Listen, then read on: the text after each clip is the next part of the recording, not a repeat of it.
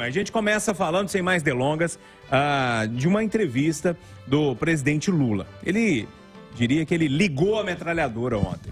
Segundo o presidente, o Banco Central independente, tão festejado pelo mercado, é uma bobagem. A meta de inflação de 3,7% é baixa e pediu que não cobrem dele seriedade fiscal, Eduardo Costa. Ele falou um pouquinho demais ou não? Bom dia. Bom dia a todos. Hoje eu já escutei a Rita falando que o tal do mercado, que a Rita que entende esse mercado, está assustado. E eu imagino que o mercado que eu gosto, que é o mercado central, também está assustado. O presidente precisa desligar a metralhadora e começar a governar, sabe? Repetir que o salário mínimo vai subir não resolve, porque o salário mínimo continua o que o Bolsonaro prometeu. Repetir que vai aumentar a quantidade dos brasileiros isentos do imposto de renda também não ajuda, porque faz primeiro. Agora, ontem, inclusive, nós estávamos falando da reforma tributária, que eu só vou comemorar depois que ela acontecer. Eu acho que é mais uma firula para jogar aumento de custo na vida da classe média brasileira. E eu esqueci de falar aqui, rapaz. Por que o governo não faz a reforma administrativa, Lula? Para diminuir, diminuir os custos do governo. Por que não faz? Porque é mais fácil espetar na nossa conta. Quer dizer, aumenta o número de ministérios para 37 e começa a falar que precisa de... Não tem responsabilidade fiscal, diz que não precisa cobrar esse dinheiro, quem sabe fazer, e começa a cobrar. Você sabe, Júlio, eu estava pensando nisso ontem, você sabe a única coisa concreta, estou falando concreta, que o governo Lula fez nesses primeiros dias de governo, foi anunciar o aumento do piso da educação para os professores, que é justo, mas quem vai pagar é estados e municípios, e que estão dizendo que não dão conta. Então, gente, desce do palanque, vamos trabalhar. Ô Rita Mundim, dando bom dia para você e te perguntando, eu separei essas três questões que ele falou muito mais, né? Mas falou sobre o Banco Central, a meta de inflação e também sobre a seriedade fiscal. Bom dia. Bom dia, Júnior. Bom dia a todos. Realmente, assim, a coisa que mais me chamou a atenção nesse discurso foi o desmerecimento de um trabalho reconhecido mundialmente, que foi o trabalho do nosso Banco Central, que começou a subir os juros antes das maiores economias do mundo e com isso colaborou para que a inflação fosse hoje, a inflação brasileira em 2022, apresentasse um dos menores índices de inflação do planeta. Então a gente não deve desmerecer aquilo que está funcionando. E o que me chama a atenção, e a gente tem que ficar buscando os sinais, né?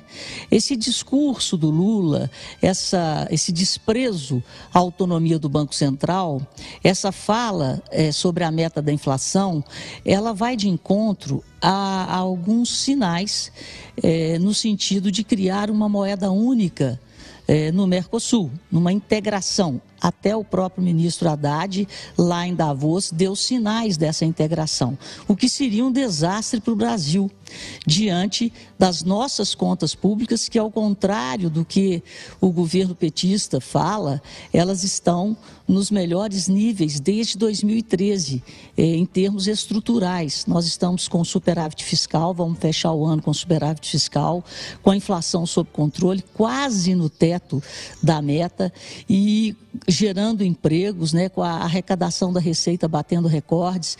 Então, agora vem um governo que abre a caixa, né, sem falar de onde que vai vir a receita, e já está desmerecendo aquilo que foi entregue de uma forma consistente.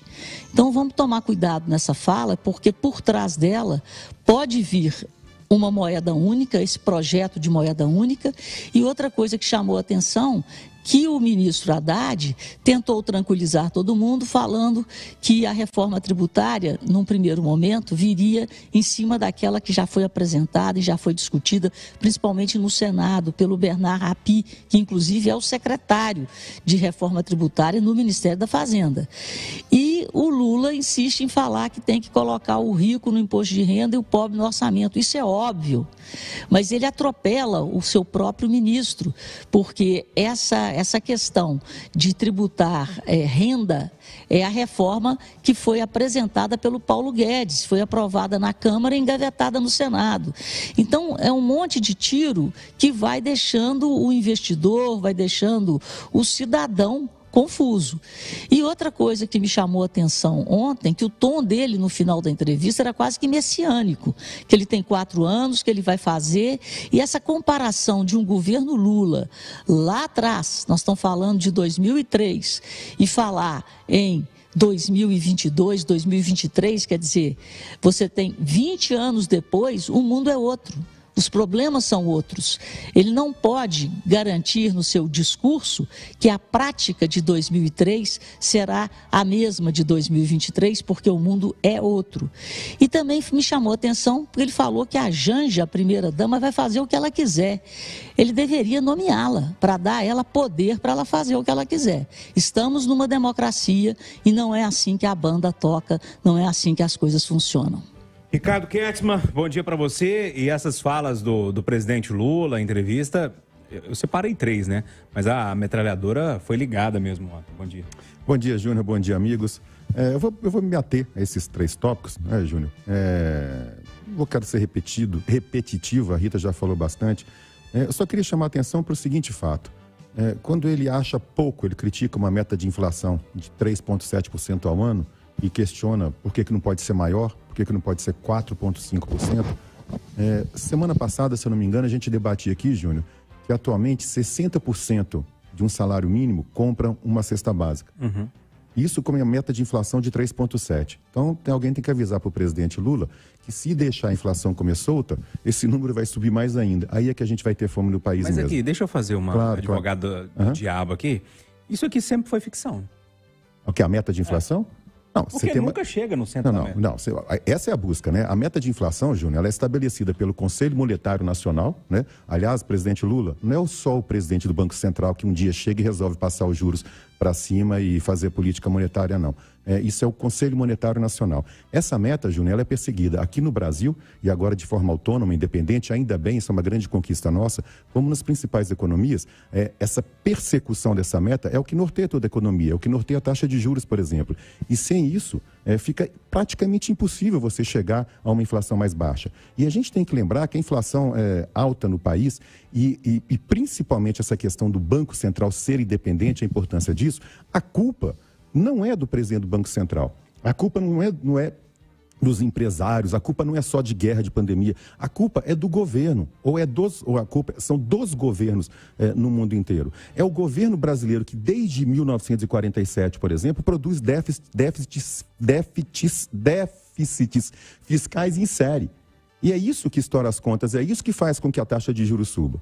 Então, respondendo a sua pergunta, não é ficção, é uma busca por uma meta. E a gente já conseguiu bastante sucesso nos últimos anos com essa busca por essa meta. Ô, Júnior, então voltando, né? A gente tem essa questão da meta de inflação, que ele diz que é pouco. A gente tem a questão do Banco Central Independente, que ele é contra, como se isso não fosse necessário num país como o Brasil.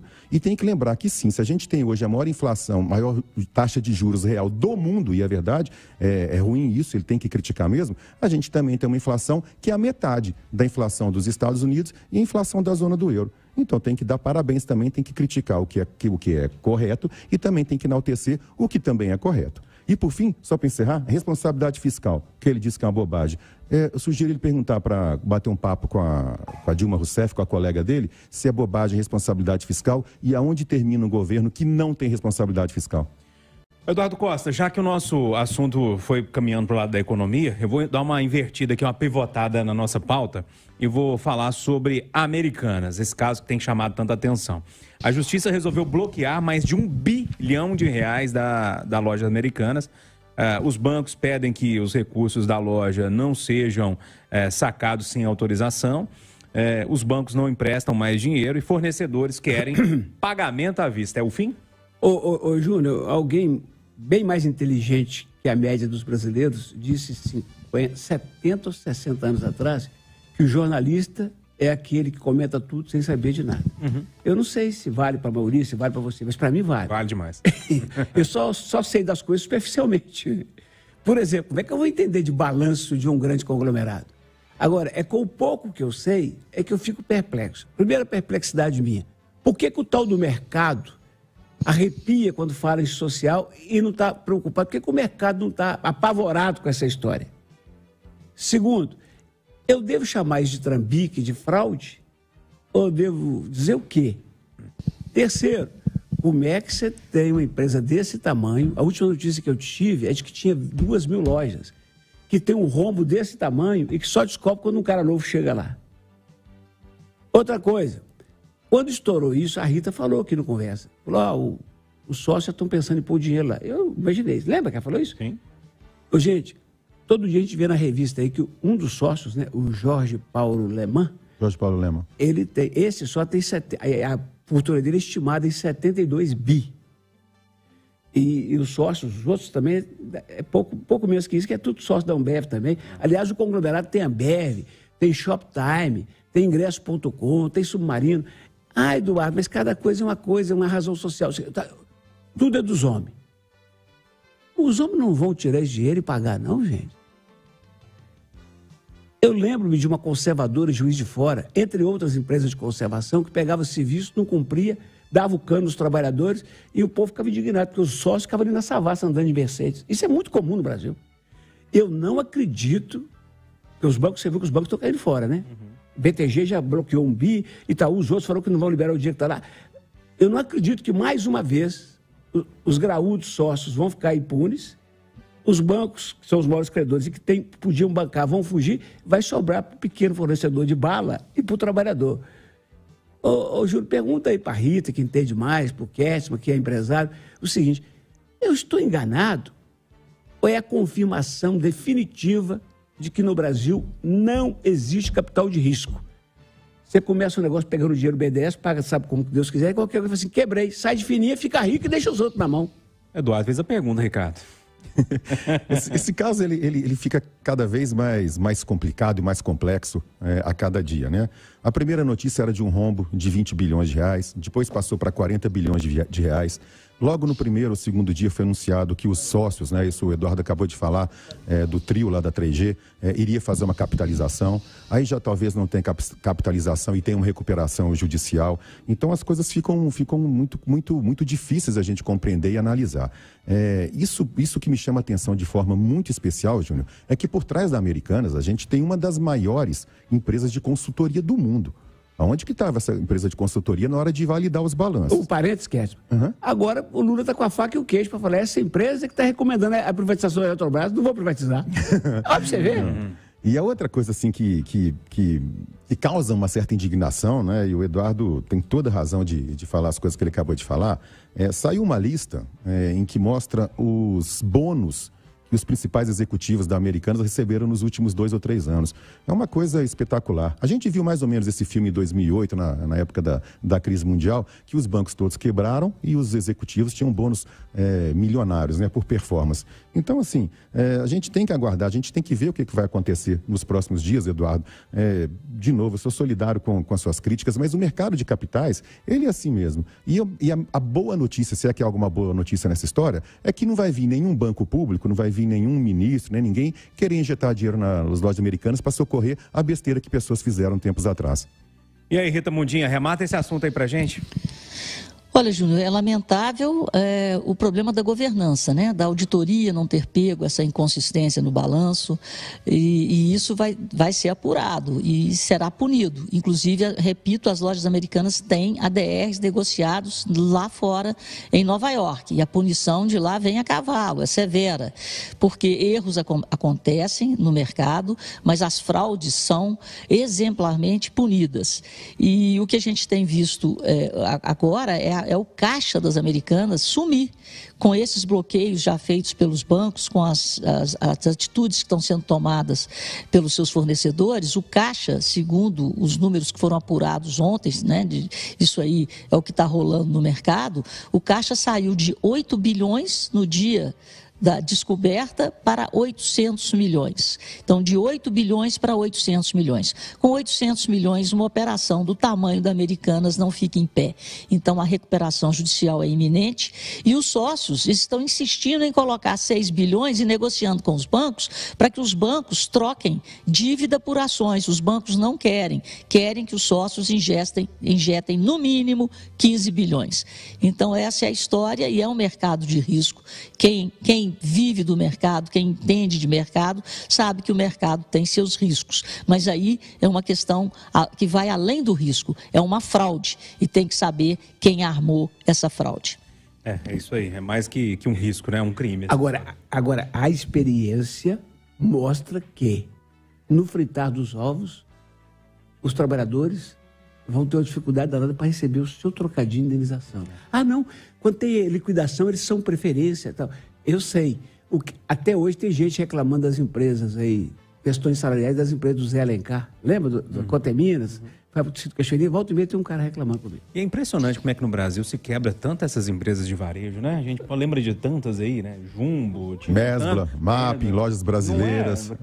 Muito, né? Mas são cases de sucesso durante muito tempo e que depois, em algum momento, entra numa espiral de derrocada e a coisa vai pro brejo. Como é que deixa chegar? Como é que deixa chegar? É uma boa pergunta.